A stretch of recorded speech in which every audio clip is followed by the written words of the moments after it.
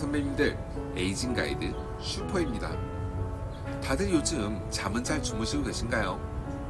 오늘은 많은 선배님들이 겪고 계실 불면증 혹은 수면 장애를 개선하는 방법에 대해서 알아보도록 하겠습니다. 혹시 지금 잠을 잘 못 주무시고 계시다면 이 영상 끝까지 시청해 주시기 바랍니다. 이 영상은 여러분의 수면 문제를 개선할 수 있는 확실한 방법에 대해서 알려드리도록 하겠습니다. 오늘의 요점 체크 3가지 짚어보고 가겠습니다. 지필식이면 백전백승, 24-7의 법칙, 그리고 쌀방 따발의 법칙, 이 3가지만 잘 따라가신다면 여러분은 확실히 잘 주무실 수 있을 겁니다. 저는 많은 선배님들의 이야기를 들으면서 생각보다 정말 많은 분들이 수면 문제를 겪고 있다는 것을 알았습니다. 또 많은 분들이 실제로 수면제를 복용하고 있다는 것도 알았고요. 하지만 여러분도 아시다시피 수면제는 의존성이 심해지기 때문에 웬만하면 전문가들도 추천하지 않는 방법입니다.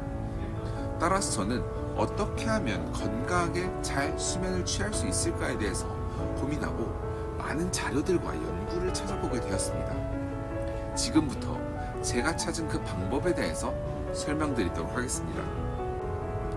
첫 번째, 수면 문제를 가진 우리는 잠이라는 적과 전쟁을 하고 있는 것입니다. 그렇다면 전쟁을 이기기 위해서는 우린 무엇을 하나요? 일단 미사일부터 이렇게 쏘고 보나요? 적이 얼마인지 어디에 있는지 아무런 상황 파악도 안 된 상태에서 그냥 미사일을 쏜다고 전쟁에서 승리할 수 있는 것은 아닐 것입니다. 자, 여기서 우리가 생각해야 될 말은 지피지기면 백전백승이다 라는 말을 떠올려 봐야 합니다. 적을 알고 나를 알면 백전백승이다. 잠을 알고 나를 알면 백전백승이다. 선배님들은 본인의 수면을 얼마나 알고 계시나요? 인간은 단순하기 때문에 잠이 오지 않는다 라는 팩트에 집중하게 되지만 사실 우리는 잠이 안 올 수밖에 없는 삶을 살고 있을 확률이 매우 높습니다. 따라서 저는 선배님들께 어떻게 잠자고 계신지 파악하는 것을 추천드립니다.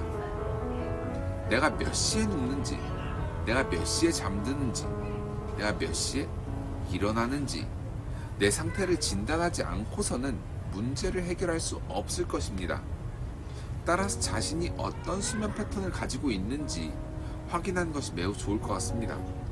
이걸 어떻게 해야 하는지는 조금 있다가 설명드릴 테니 끝까지 봐주시기 바랍니다. 두 번째는 24-7의 법칙입니다. 여기서 7이 아닌 다른 숫자가 들어가도 상관이 없습니다. 여러분이 주무시고 싶은 시간을 넣으시면 됩니다. 하루 24시간을 2가지로 분류한다면 아마 자는 시간과 깨어있는 시간으로 나눌 수 있을 것입니다. 잠자는 것이란 무엇인가요? 리프레싱, 즉 휴식의 시간입니다. 이 말인즉슨 잠이 잘 오려면, 몸이 잠을 원하게 하려면 휴식이 필요할 정도의 스트레스를 신체에 줘야 한다는 것입니다. 즉 깨어있는 시간에 열심히 활동하는 것은 잠을 자기 위한 필수적인 절차라는 것이죠. 만약 낮 시간에 활동을 해야 할 시간에 낮잠을 잔다거나 낮에 침대에 누워 계시다면 신체는 이것을 잠을 잤다 혹은 휴식을 취했다라고 인식하게 되고 우리가 하루에 잘 수 있는 전체 수면 시간을 줄이는 결과를 가져오게 될 것입니다. 따라서 잠을 잘 주무시려면 아침에 깨어있을 때, 낮에 깨어있을 때 열심히 활동하시고 운동하시고 최선을 다해서 몸에 스트레스를 주셔야 합니다. 세 번째는 쌀방따발 법칙입니다. 쌀방따발, 과연 쌀방따발이 뭘까요? 쌀쌀한 방, 따뜻한 발입니다. 아마 여러분들 중에는 겨울철 쌀쌀한 방에서 포근한 이불을 덮었을 때 그 포근하고 기분 좋은 느낌을 기억하시는 분들이 계실 겁니다. 미국 헬스라인에 올라온 저희 학교 교수님 라지 다스구프타의 연구에 의하면 건강한 수면을 위해서는 방이 약간 쌀쌀하다, 춥다라고 느낄 18.3도의 온도가 가장 이상적이라고 합니다. 이것은 신체 내부 순환 리듬 때문이라고 교수님 밝히셨는데요. 인간의 신체는 자는 동안 열을 발생시키고 이는 새벽 5시경까지 이어진다고 합니다. 신체 온도를 적당히 식힐 수 있는 환경은 자는 동안 신체 내부의 온도 변화를 줄여서 숙면을 취할 수 있게 도와준다고 합니다. 또 발을 따뜻하게 해주는 양말이나 전기장판을 이용하면 숙면을 취할 수 있는데 도움이 된다고 합니다. 이런 걸 보고 저는 우리 선조들이 정말 과학적이었다라는 생각을 하게 되었습니다. 이거 온돌 효과랑 비슷하지 않나요? 서늘하고 추운 방에서 따뜻한 온돌 바닥을 가지고 있었으니 이건 단순히 우리 전통인 온돌이 아니라 정말 과학이었던 것입니다. 여름에는 시도하기 어려울 수 있겠지만 이제 겨울이니 한번 시도해보는 것을 추천드리겠습니다. 하지만 명심하셔야 될 것은 감기 걸리지 않도록 조심히 적당히 시도해 보시기 바랍니다. 중간 정리를 해보자면 내가 언제 자고 언제 일어난지를 안다. 두 번째, 7시간 자기 위해서 나머지 시간에 열심히 활동한다. 세 번째, 쌀쌀한 방, 따뜻한 발 환경을 만든다입니다. 불면증과 수면장애에 대해서 얘기하면서 수면제에 대해서 얘기하지 않을 수 없습니다. 저는 약사도 의사도 아니기 때문에 기존에 나와있던 연구들을 토대로 참고하실 정도의 정보를 정리해서 전달드리겠습니다. 수면제는 개미지옥 같다고 생각하시고 처음부터 복용하지 않는 것을 추천드리고 싶습니다. 깨어있는 동안 정말 열심히 생활했음에도 불구하고 잠이 오지 않을 경우에는 의사와 상담 후 복용하셔야 되겠지만 웬만하면 복용하지 않으셨으면 좋겠습니다. 수면제의 가장 무서운 점 중 하나는 의존성일 것입니다. 사용하게 되면 내성이 생겨 양을 늘려야 되고 중단하면 수면 장애가 더 악화될 것입니다. 따라서 가능하면 수면제보다는 저와 함께 건강한 수면법을 시도하는 것을 추천드리고 싶습니다. 수면제에 대한 착각 중 하나는 먹으면 바로 잠이 온다라는 생각일 것입니다. 물론 잠이 오게 만드는 약은 맞습니다. 하지만 노화를 겪고 잠의 기능이 약해져서 불면증에 시달리고 있는 상황에서는 항상 수면제가 완벽하게 작용하는 것은 아닐 수 있습니다. 이것보다 더 중요한 것은 수면 스케줄입니다.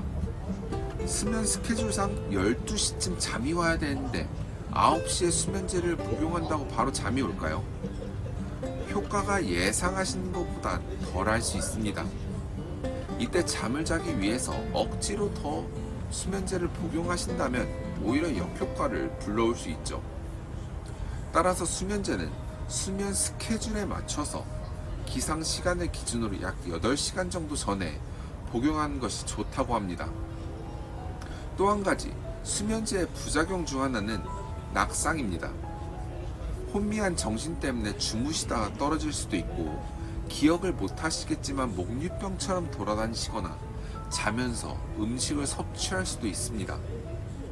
따라서 아침에 일어났는데 몸이 이상하다, 기억을 못 하겠지만 음식을 섭취한 흔적이 있으시다면 의사 선생님과 상담해 보신 것을 추천드리겠습니다.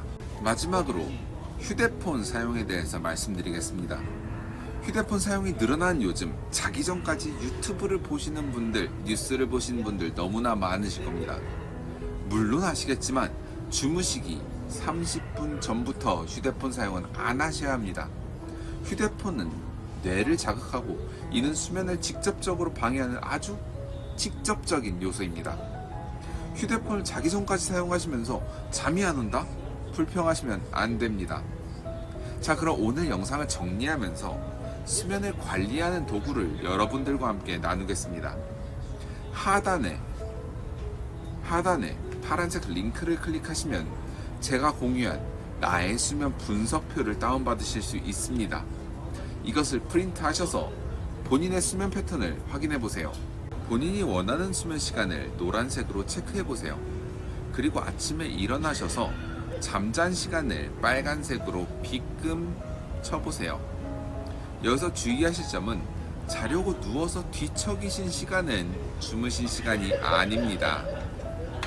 그리고 낮 시간에 누워 계셨거나 낮잠을 주무셨다면 파란색으로 체크해 보세요. 빨간색과 파란색으로 체크하신 시간이 오늘 하루 몸이 휴식한 시간이 될 것입니다. 만약 노란색과 빨간색이 많이 일치하지 않는다면 낮 시간에 어떻게 생활했는지 돌아보셔야 될 것입니다. 낮 시간에 열심히 활동했는데 잠을 너무 늦게 잔다 라고 생각하시면 기상 시간을 조금 일찍 당겨 보세요. 아침에 일찍 일어나시면 분명 몸은 더 피곤해질 거고 그만큼 몸에 스트레스가 쌓여서 휴식을 더 많이 요구하게 될 것입니다. 비록 낮에는 좀 피곤하시겠지만 피곤을 조금만 버티시면 저녁에 잠을 잘 주무실 수 있을 것입니다. 자, 잊지 않고 마지막으로 정리하고 마무리 짓겠습니다. 첫 번째, 나의 잠을 알고 나를 알면 꿀잠 잔다. 두 번째, 잠자고 싶은 자, 깨어있을 때 열심히 활동하라. 세 번째, 싸방따발, 싸늘한 방 따뜻하고 포근하게 자라. 어떻게 보면 너무 뻔하고 오히려 귀찮은 방법일 수 있겠지만 나의 수면 패턴을 정확히 진단하고 확실히 잠을 들 수 있게 하는 방법일 것입니다. 건강한 수면은 우리 건강의 근원이자 건강하게 늙어가는 첫 번째 단계일 것입니다. 저 에이징 가이드는 선배님들의 건강한 노화를 위해서, 건강한 수면을 위해서 오늘도 고민하겠습니다. 이러한 저의 고민이 더 많은 분들께 선한 영향력을 미칠 수 있도록 구독과 좋아요 한 번만 부탁드리겠습니다. 감사합니다. 이상 에이징 가이드 슈퍼였습니다.